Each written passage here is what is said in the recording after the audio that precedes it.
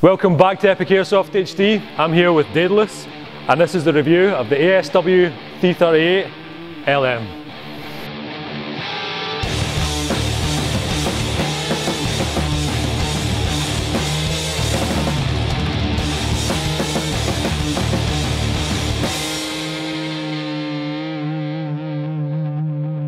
Hi guys, welcome back. We're here with the ASW338LM and I've got Daedalus here.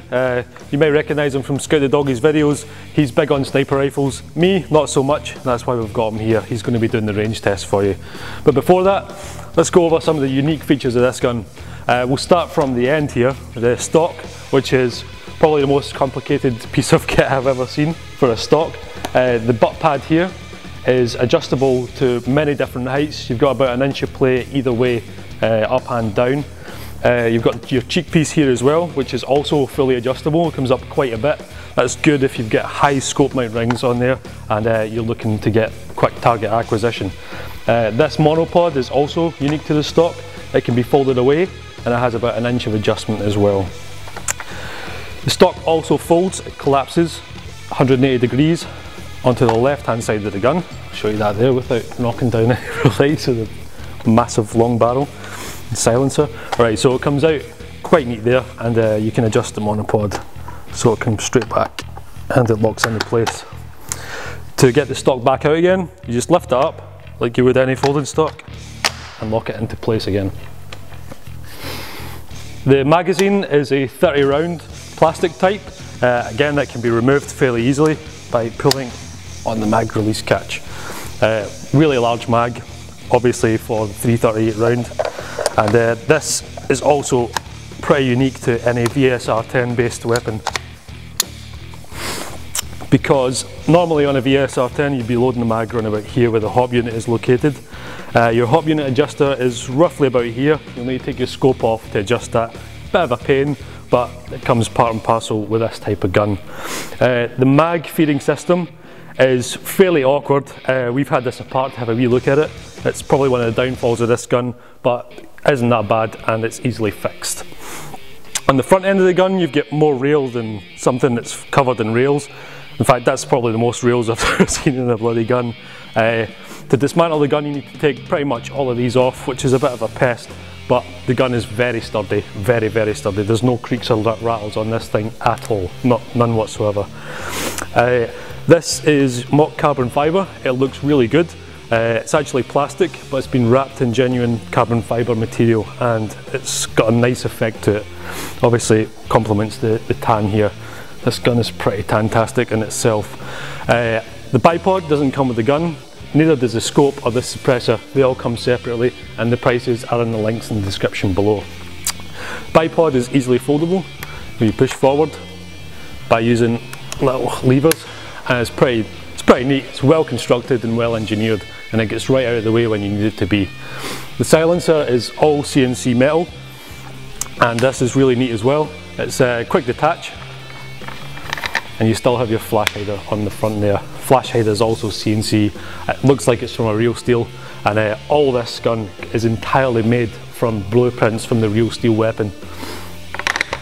Put the silencer back on, just grab it and twist.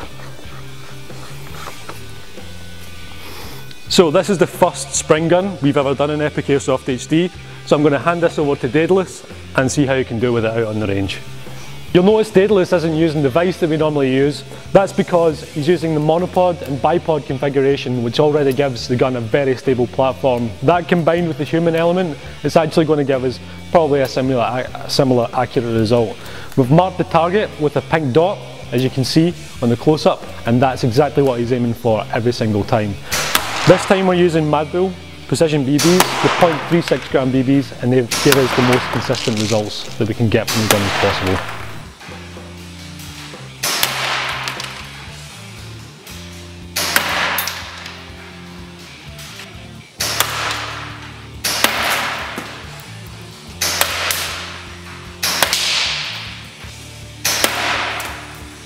Okay, that's Daedalus out of rounds. Let's have a look at the target. Okay, before we have a look at what I did on the range, I'm going to get Daedalus' opinion on this gun. As you know, I don't really use sniper rifles. I've only owned one or two in my lifetime, and I've never ever actually taken one out and used it. But Daedalus, what did you make of this gun in the range? I found it was actually quite accurate, especially with the heavier rounds. I find that most powerful sniper rifles are better with .36 or above, depending on their FPS, especially if it's quite high. Another thing I noticed about is this gun is the fact it's quite heavy. I know a lot of people don't like that. I personally do. It gives it a more realistic feel, which is what I'm really aiming for when it comes to sniper rifles. And the finish on it is actually pretty fantastic. I mean, you've got your full metal along most of it. You've got this kind of fake carbon fibre, but it still gives it a decent look. Yeah, and the fact you can adjust this in so many ways to make it comfortable to use makes it a pretty decent sniper rifle. So I think the big question on everyone's lips is, how would you compare it to your RA-Tech M14 EBR? It was more consistent than EBR. I had nothing but a lot of problems with that. This seems to be better. I'm definitely considering getting one. Yeah, and the accessories, do you think they're worth the money? I mean, you're talking like £50 for a bipod and £50 again for the silencer. I would pay for it. Aye. Yeah, just for definitely. that aesthetic look. Alright, cool, let's have a look at the target and see what it did. If you could hand me that over. Yeah. Alright, this was using the 0.36 gram Mad Bull BBs. As you can see, it's the little pink mark that Chris was aiming for here, and it's actually done really well.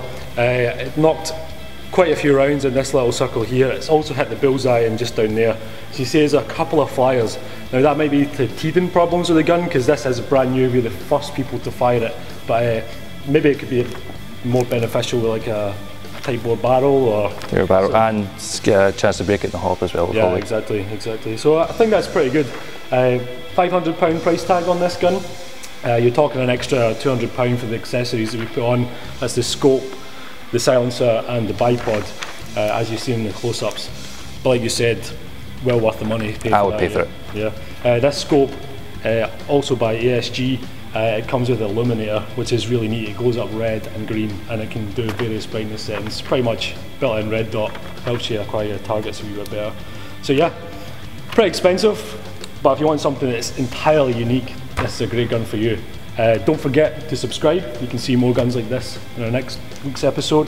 You can check out Airsoft World, who very kindly let us borrow this gun, and check them out in the links in the description below. And you can also compare this gun to all the sniper rifles done in previous episodes by clicking on the annotations. We'll see you next week.